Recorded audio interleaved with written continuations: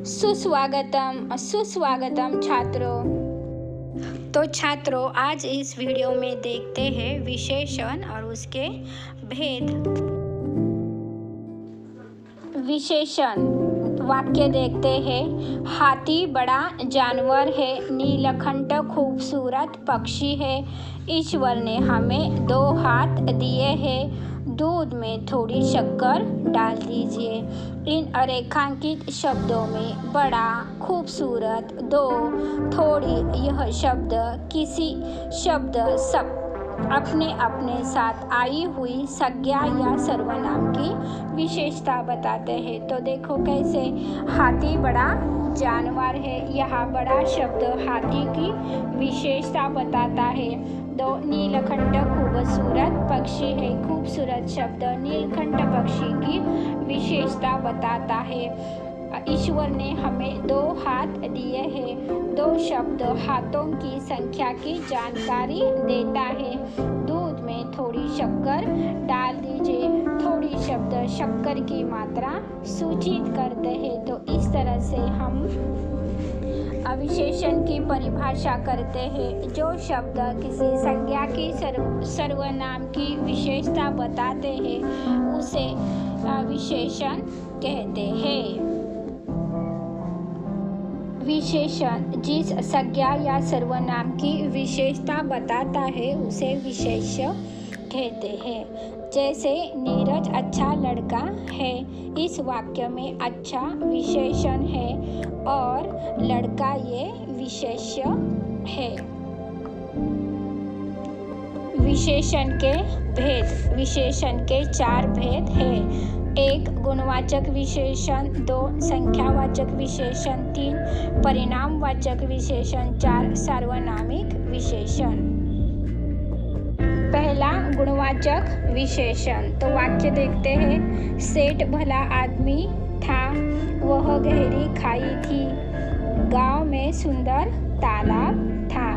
इन वाक्यों में रेखांकित शब्द भला, गहरी, सुंदर ये शब्द विशेषण है।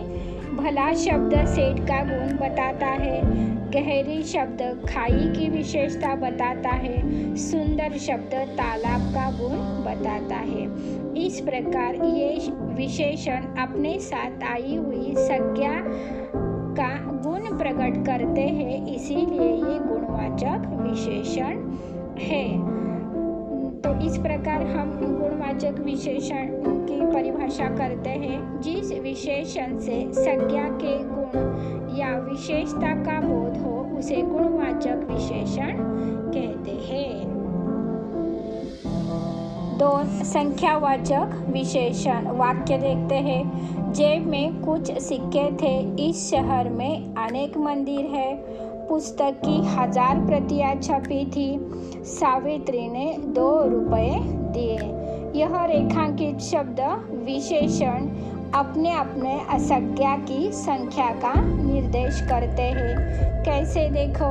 तो एक पहला जो है, जेब में कुछ शब्द सिक्कों को अनिश्चित संख्या सूचित करता है। 2 है, इस शहर में अनेक मंदिर है, अनेक शब्द से मंदिरों की अनिश्चित संख्या का बोध होता है। 3,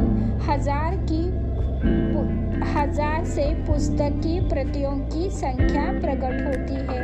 और 4, 2 शब्द रुपयों की संख्या बताता है। तो इस तरह संख्यावाचक विशेषण की परिभाषा हम करते हैं। जो विशेषण संज्ञा की संख्या का बोध कराता है उसे संख्यावाचक विशेषण कहते हैं। 3, परिमाणवाचक विशेषण। वाक्य देखते हैं। नदी में बहुत पानी है, वह कुछ देर खेला, उसने 2.5 किलो शक्कर खरीदी, मुझे 1.5 लीटर दूध चाहिए। रेखांकित शब्द विशेषण है, संज्ञा की मात्रा परिमाण सूचित करते हैं। तो कैसे देखो। नदी में बहुत पानी है, बहुत शब्द नदी में कितना पानी है ये सूचित करता है। कुछ शब्द है समय की मात्रा सूचित करता है। 2.5 किलो और 1.5 लीटर दूध और शक्कर की मात्रा या परिमाण बताते हैं। तो इस तरह से हम परिभाषा करते हैं कि जो विशेषण संज्ञा के परिमाण का बोध कराता है उसे परिमाणवाचक विशेषण कहते हैं। 4. सार्वनामिक विशेषण। वाक्य देखते हैं। यह देश हमारा है, वे फल खट्टे हैं, इस लड़के ने शरारत की, ये लोग बाहर से आए हैं।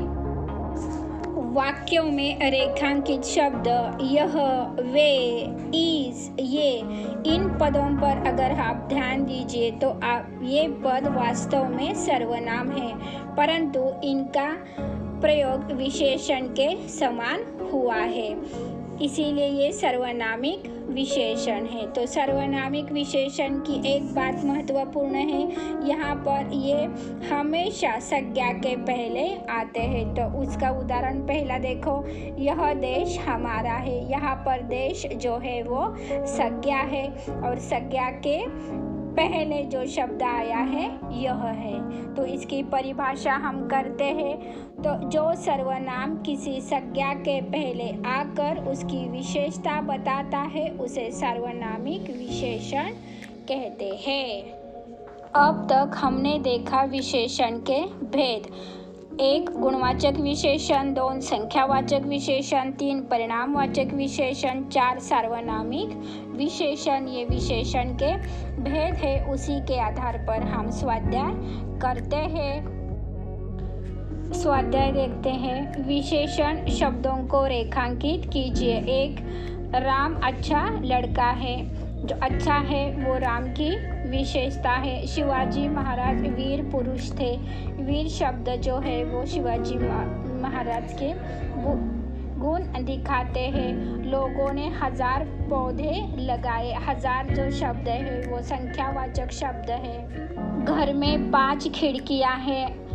5 जो है वो संख्यावाचक विशेषण है। इस साल कम बारिश हुई। कम शब्द जो है वो परिणामवाचक विशेषण है। इस तरह से हमने स्वाध्याय देखा। धन्यवाद।